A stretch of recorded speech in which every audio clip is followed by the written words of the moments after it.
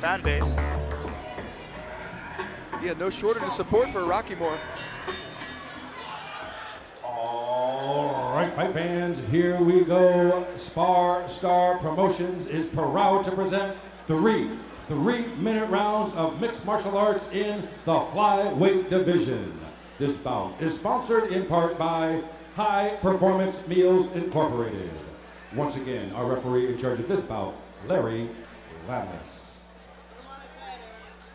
And now, introducing to you first on my left, fighting out of the red corner, he is wearing black trunks. He is training out of Tillis MMA, Church Boys Wrestling, and Gracie Baja by way of La Habra. He weighed in 128 pounds. He brings to the cage an undefeated record, 3 wins, no losses.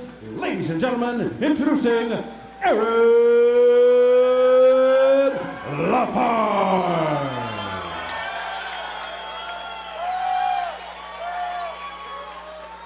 His opponent across the cage on my right, fighting out of the blue corner. He is wearing black trunks trimmed in red. He is training out of 10th Planet HQ, downtown Los Angeles, by way of South Central LA.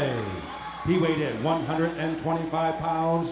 His record, 3 wins, only 1 defeat, with all 3 wins coming by way of submission or knockout. Ladies and gentlemen, introducing Jacobe Rock Hands Rockymore.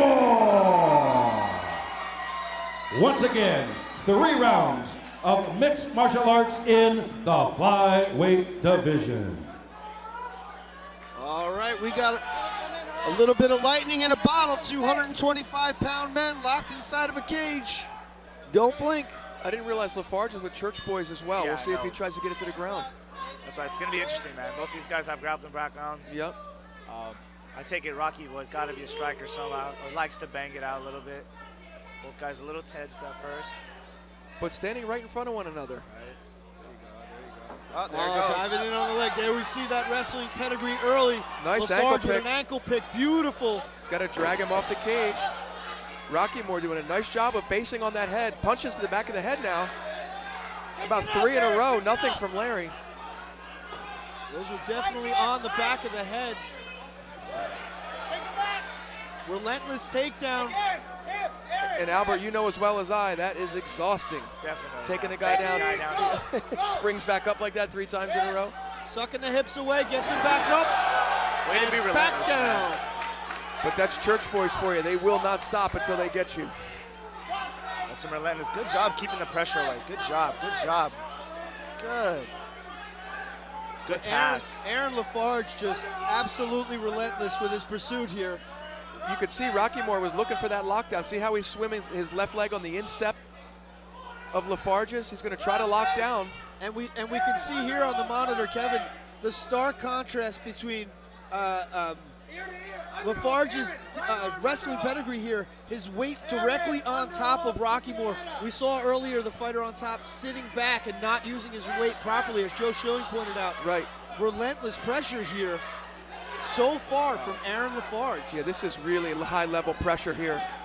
And, you know, hats off to his opponent here, Jacobe Rockymore.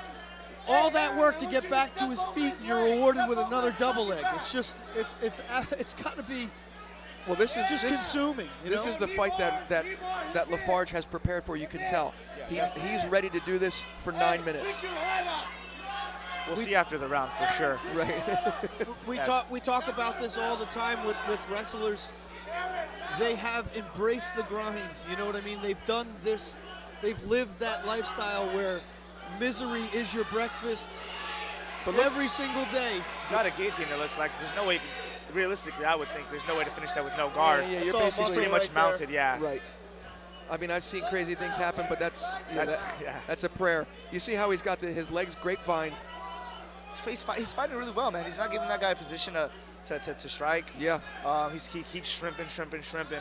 But unfortunately for Rockymore, the time clicks away, and with each tick of the clock, Aaron Lafarge is in a better position than he was a minute earlier. Oh, there you go. Good job.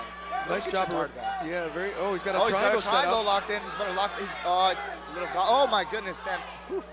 That was really close. It was too close for comfort for Lafarge, I can tell you that. Some lightning quick hips in the final great. seconds there. You do not want to be inside the close guard of a 10th Planet guy. You know, they just stay very busy. Little bit of a limp from Lafarge. A little tender on that right leg. I mean, who knows what he tore or twisted in those wrestling explosive takedowns, you know. Definitely took down some of that stamina bar. Humming. Get it What? to keep up that pace. Sorry. My eyes are elsewhere. God, Spar Star has some lovely ring girls. These are new too, I think. There's 2 new ones tonight. 2 new ones. Awesome. Hey, my man, give it up for our beautiful ring card girl, Ashley. Once again, guys, round 1 in the books. Not the typical round you would expect from a couple flyweights here. You know, with that quick twitch muscle response time that these guys had, I was kind of expecting some quick hands, but it's been more of a chess match than a battle of checkers. Rocky Boy's got to come out, man, and kind of put the pressure, but the thing is, putting too much pressure can lead to an easy takedown. So we'll see how it goes, man. I know he can't just sit back like he did. He got caught being lazy and got taken out really easily. Sure, he fought all the way up, but he shouldn't have been in that situation in the first place. Good, you got to pump up that jab a little bit. Let him know that you're in this. No. That's not what you want. There you go, pump out your jab. Yeah, when you throw the cross, this is something my old kickboxing instructor, especially a guy with a ground pedigree, when you throw that cross, you want to maintain your distance. You don't want to commit with your chest. If you get into his range, he will take you down, and the Loch Ness Monster is not very forgiving if you jump in his lake. It's the truth, man. That's why my coach really makes sure that my base is always planted on the ground. So I'm forced to see exactly what you said. Yeah. Overcommitted in that punch, gave him your hips, and there you go. Yeah, and he telegraphed that one, too. You could see that from a mile away. Aaron Lafarge definitely ducked under. And to be honest with you, that shot is there anytime Lafarge wants it. He doesn't even have to set it up with a strike. His shot is that quick to where he's going to put you on the cage. It's up to Rockymore to pummel for underhooks or sprawl and not end up in this position. And the other thing I noticed, and this, again, we might be just picking out little points here, but Rockymore, when he backs up on his feet, tends to go straight back. And as we all know in the fight game, especially when there's a cage behind you, you've got to cut angles. You can't go straight back. You run out of room, and the takedown will come. Yeah. It's one thing if you end up on the cage and pummel for underhooks and work your way back out, but when you're dealing with a superior grappler like Lafarge is at getting the fight to the ground, you don't want to even get that far.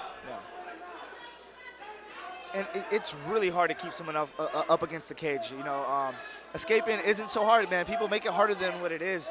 Right. But still, you don't, especially against a grappler like Lafarge. As my high school football coach would say, Aaron Lafarge is an absolute love sponge right here. He's just soaking up everything Rockymore has to offer. Yeah, Rockymore is doing his best. Oh, I sense a head and arm choke coming, Kevin. He may watch for him to jump to side control to finish his head and arm. He's stuck in the quarter guard of Rockymore. You can still finish here. He can finish it here, Kevin. That looks deep. Albert, what do you think? I think he could finish here. I don't think he will. I think the shoulder's a little too high. Yeah, it doesn't appear to be on his chin. No, I think Rockymore's good, but oh, now it's deep. I think Rockymore's just hanging out there, man. He's looking, he's getting a break. He needs to collect that leg into half guard and get the underhook. Now, is this a submission that's easier to finish from mount or side control? I like to finish it from side control. Me too. You can finish from out, but the squeeze is tighter from the side, I think. If you stay on the mount from the head and arm choke, you are trapping your arm. All he has to do is trap a leg and he can bump and roll. Exactly. Rockymore here just carrying all of Lafarge's weight and eating some shots in the meantime. Yeah, Aaron Lafarge painting both sides of the house right now. And it's over. Oh. He did just enough to 10 seconds left in the round. To maybe walking, wall walk. Larry Landless getting close to stopping this. And time runs out. Saved by the bell. Another AC Slater reference for those watching at home. Doesn't look good for Rockymore, man. No. He's got to find a way to keep this fight on the feet. All right, we are live here. Commerce Casino. Albert Morales, Kevin with us. We're having a great time. We hope you are watching at home. Thank you again to our broadcast colleagues at JT Media, our friends over at Sniper for making this happen. If it wasn't for you guys behind that camera, we wouldn't be here. So thank you so much. And thank you to Tony Padilla and Barbie Gonzalez, Spar Star MMA, by far the premier mixed martial arts promotion in the amateur division. Hands down. So you guys don't go anywhere. We got more Spar Star action coming at you.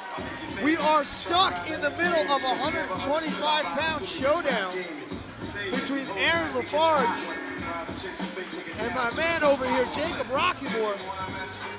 It's been somewhat of a rocky first 2 rounds for Jacob. Can you get the rocky finish? Can we expect more from him, Kevin? Well, he's down 2 rounds to nothing, so he's going to have to come out swinging for the fences, but it's going to leave him vulnerable for the takedown again, so we'll see how he handles it. All right, Aaron Lafarge appears to clearly be ahead on the scorecards. Oh. What happened here? We got a tape on the glove, maybe? Someone's a little wet. Oh, they're bringing in the doctor. What happened? Oh, he's exhausted. Larry Landless must have saw something he didn't like in the body language. Yeah, he's just tired. I don't know what's This going on. is one of the great things about the people here at Camo, the amateur mixed martial arts division. Nobody's getting paid here tonight, Albert, Kevin. It's fighter safety first. He's exhausted. They may call this. And rightfully so. If they do call it, I wouldn't be all that disappointed. He's holding on to the cage here. You can see his body language is saying something different than his mouth right now, Albert. And I'm sure you've been there before. That's the end of the fight. Yeah, there's no need to put him through another round of that punishment. I mean, his legs are very wobbly. You could see him. Jacob Rockymore's corner and family extremely upset. Yeah, he doesn't seem too upset. No. And what do they want? They want to see him get dumped again by a strong double leg and then pummeled into the cage. I mean, we know the way that round's going to go. And, you know, the second round of that fight very easily could have been a 10-8 round. I really don't think. I don't think Rockymore had even a puncher's chance in that 3rd round, to be honest with you. Yeah, his legs were gone. Everything was gone. Even I even felt the will to win was gone. So definitely, man. And you could see the attitude in the corners change. They seem to be accepting the decision now. Obviously, Larry Landless made that decision with the doctor's advice purely based on the safety of the fighter. Could be a weight cut thing. You know, he's not that big of a guy, but who knows? You know, that weight cut, that same day weigh-ins, it can be taxing, man. I'm telling you, just to lose 5 pounds of water the day of, I've done it in the sauna, and it was the dumbest thing I ever did. You gas in the first 30 seconds. And then when you have a guy like that putting pressure on you, it's grueling. If you think 5 pounds is dumb, I'm not going to say how much I cut for amateur. The day of? Day of. The most I cut was 10 pounds, man. Yeah, it was bad. I know you gassed. I know you gassed. Yeah, that's why I finished in the first. You're like. All right, let's send it up to the announcer, Jim Fitzgerald, for the official decision. Ladies and gentlemen, at the end of round number 2, referee in charge Larry Landless stops the contest on advice from the physician ringside. Our winner, he is still undefeated. The red corner, Aaron Lafarge. In honor of Hanato, El DeBarge gets the huge win tonight. That's right. Hopefully it was Chico. You know, Lafarge is the type of guy that can climb really high in this sport with that pedigree of wrestling. If he puts some striking behind it and that conditioning, he's got a nice career ahead of him. You know, we hear the axiom all the time. Joe Rogan says it all the time. At the bottom of the pyramid, could you ask for a better pedigree base than wrestling? No. And you see it here. He comes in and he absolutely controlled the fight. Did he land a lot of damaging shots? No. Did he go for a lot of submissions? No. But he controlled the entire fight. And that is what wrestling can do for you.